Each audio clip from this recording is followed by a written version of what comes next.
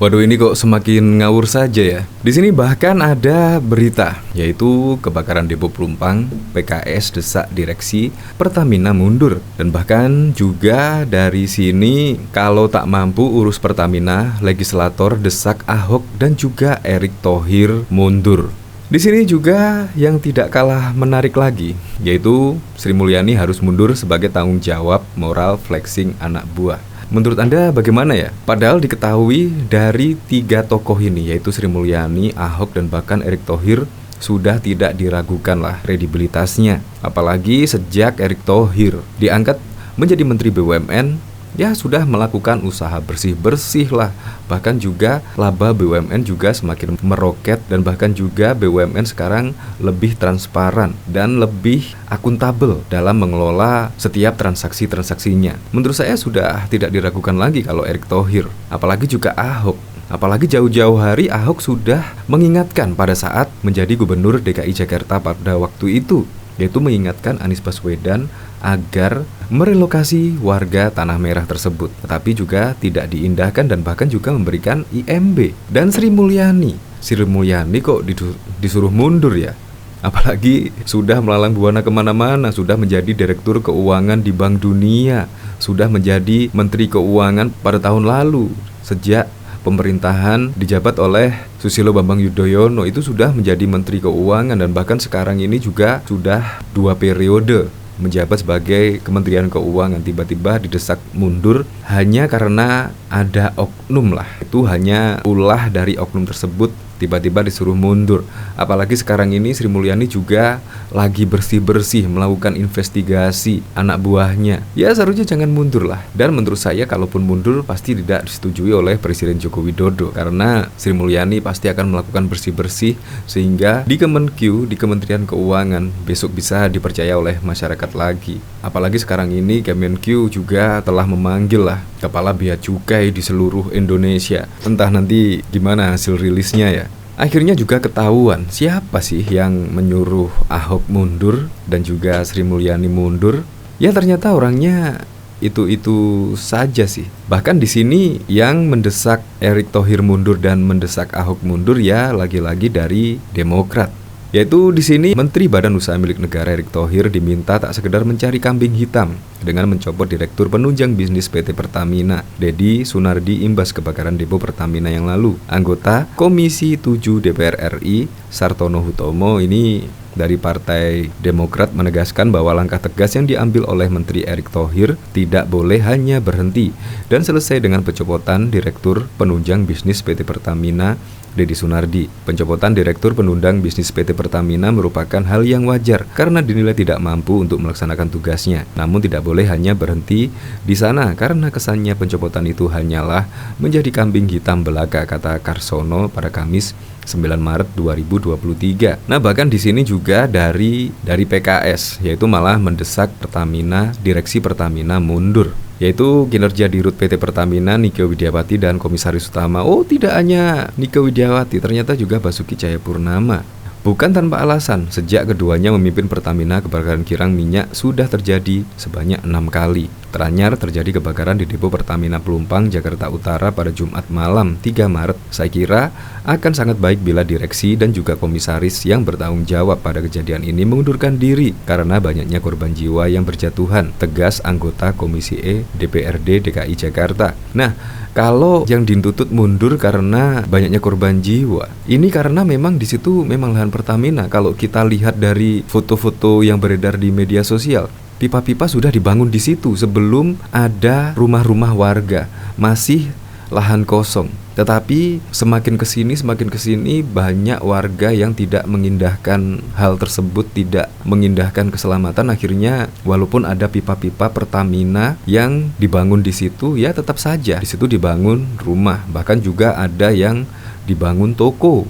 Padahal di situ juga ada pipa milik Pertamina. Karena hal tersebut kan pasti membahayakan wilayah tersebut. Apalagi Pertamina juga ya banyak aliran gas yang mudah terbakar. Jadi saya sangat setuju Opung Luhut ya kali ini. Saya setuju kalau warga Tanah Merah yang direlokasi. Apalagi saya melihat dari foto-foto yang beredar itu seharusnya tidak dibangun lah rumah-rumah atau perkampungan di situ, karena memang banyak pipa-pipa di situ, banyak sekali. Jadi seharusnya masyarakat tidak tinggal di situ karena itu adalah buffer zone, zona rawan, dan tidak boleh ditinggali oleh penduduk setempat lah intinya. Jadi saya setuju dengan Luhut Binsar Panjaitan kali ini, yaitu untuk dipindahkan atau direlokasi di tempat yang lebih aman.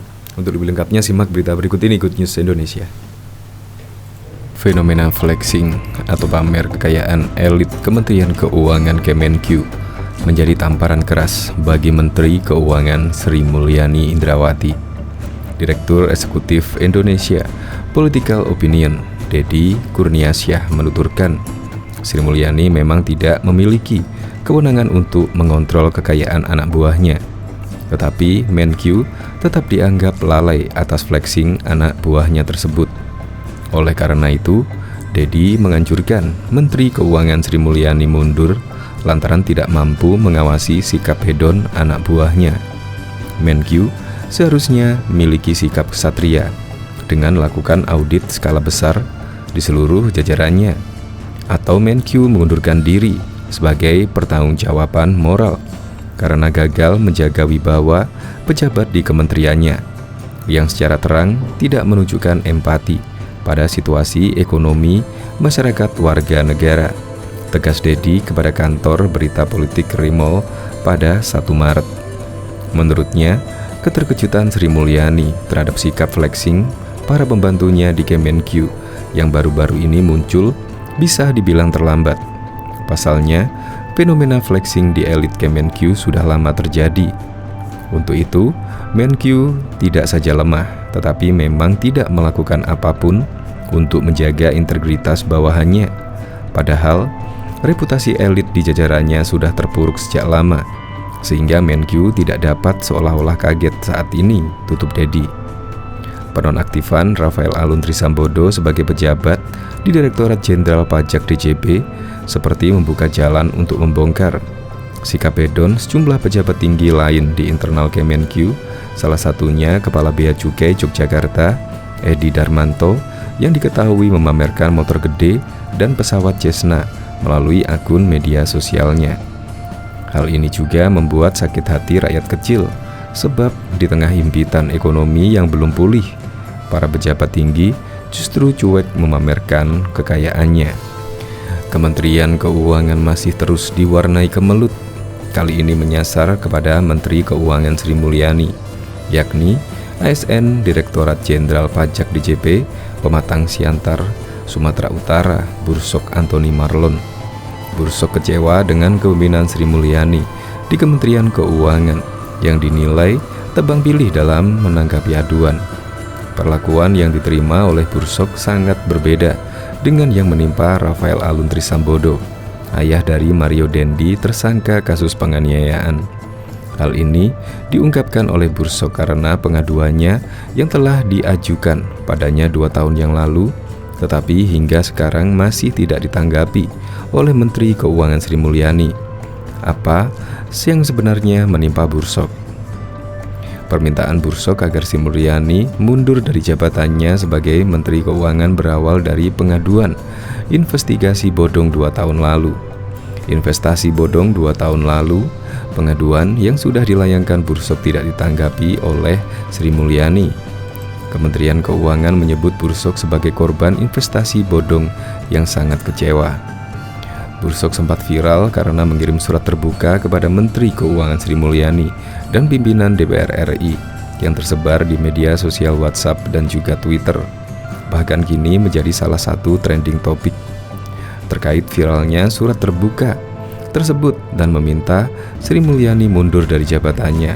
Bermula pada tahun 2021 lalu, saya bersama istri mencoba berinvestasi di 2 aplikasi trading, namun mengalami kendala saat melakukan penarikan uang, sehingga saya mengecek keabsahan 2 perusahaan trading tersebut, ungkap Bursok Antoni Marlon. Dalam surat aduan, selain berisikan aduan keras juga mengandung ancaman kepada Menteri Keuangan Sri Mulyani. Surat itu dikirim Bursok pada tanggal 27 Mei 2021 lewat bilik pengaduan Weskemenq. Dalam surat itu dijelaskan bahwa Bursok mengadukan dugaan tindak pidana yang dilakukan perusahaan investasi bodong, aplikasi trading online, Capital.com dan OktaFX. Ketika kasus Rafael Aluntri Sambodo mencuat, Menteri Keuangan Sri Mulyani dengan cekatan langsung turun tangan dan mencopot Rafael. Tidak hanya sampai di situ, Sri Mulyani juga membubarkan komunitas motor di jajaran JJB, Ballasting Rider. Reaksi seperti itu yang membuat Bursok merasa diacuhkan karena pengaduannya kepada pihak Kementerian Keuangan sudah dilakukan sejak 27 Mei 2021.